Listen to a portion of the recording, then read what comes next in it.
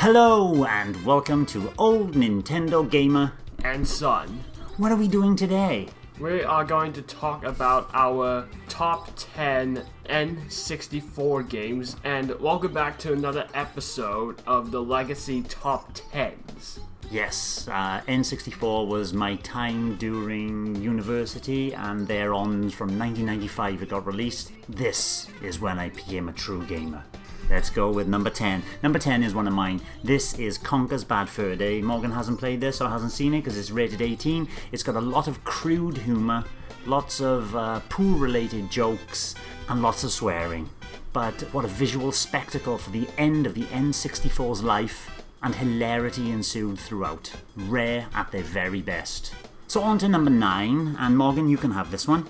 This one is Super Smash Bros., the first Smash Bros. Game introduced into Nintendo's console series. Yes, and as far as I can remember, there were only 12 fighters in the beginning. And that was your lot. But there was a wonderful target smash practice in there, which I quite enjoyed. But looking back at the visuals now, it doesn't quite hold up to what Melee became on the GameCube. But another fantastic game. Did you play Super Smash Bros.? No, but I played Super Smash Bros. Brawl and Ultimate. Alright, what about number 8? Number 8 is kind of like a racing game. This one is F-Zero X. So the fastest racing game during the N64 era.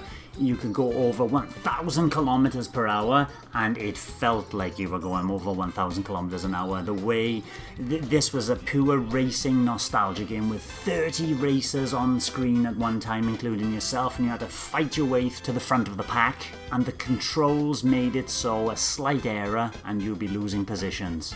The reason I know this is a racing game because I know who Captain Falcon is because I played Smash Brothers a lot. Falcon Punch! Yeah, that Falcon Punch is really powerful. And he is from F-Zero, so that's why I know F-Zero X is a racing game. So number 7, Morgs, is one game that your mother, my wife, likes a lot, and so do you. What is it? DK64 or Donkey Kong 64. Why do you like this so much? Well, one thing is because, well, the story is long, but it's very long. Do you like the 3D platforming?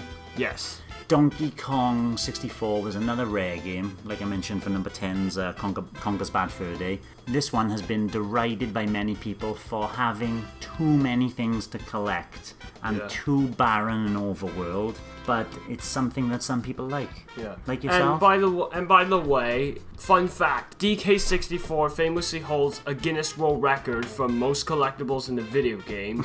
How many? 4,841. That's well, the Guinness record said 3,821, but that is wrong. Sure, Guinness messing things up. And if you want to beat the game, you need to collect at least 1,930 collectibles. Okay, just to beat the game, you don't have to collect everything. You mean? You don't have to collect everything. That's the minimum number. Okay. Yes. What about number 6? Is this a game you've played?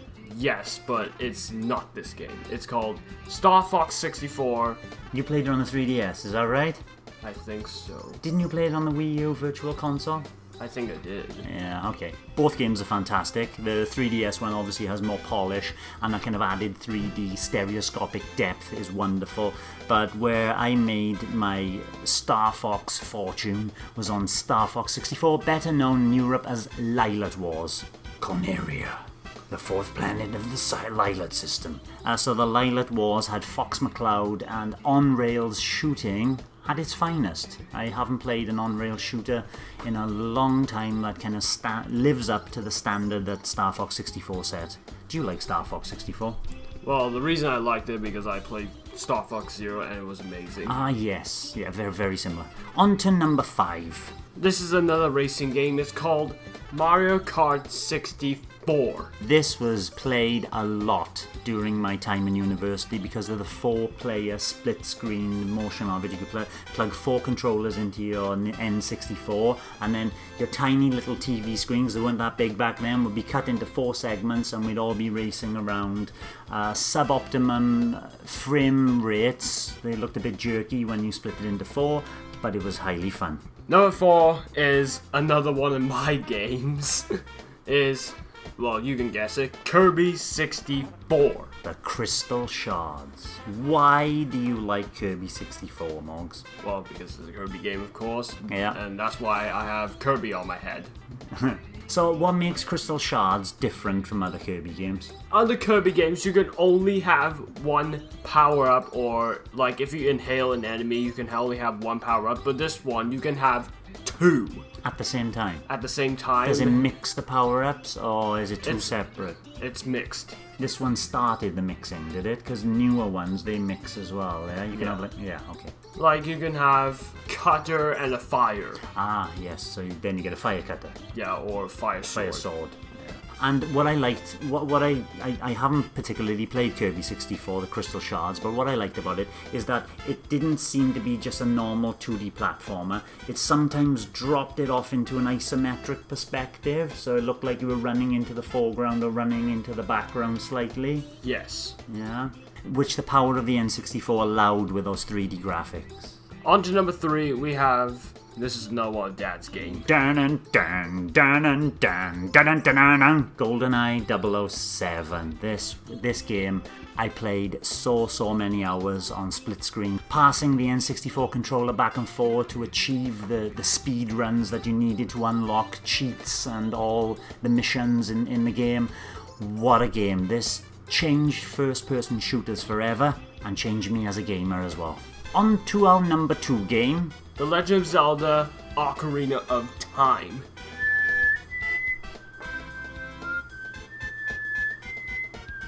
You know that song? Yes. This is when Link was playing Zelda's Lullaby. Yes. And I tell you to play this game because we have it on the 3DS. I also have it on the Wii U Virtual Console. Play Zelda Ocarina of Time. Is wonderful on the 3DS with the stereoscopic 3D. Have you? Nope.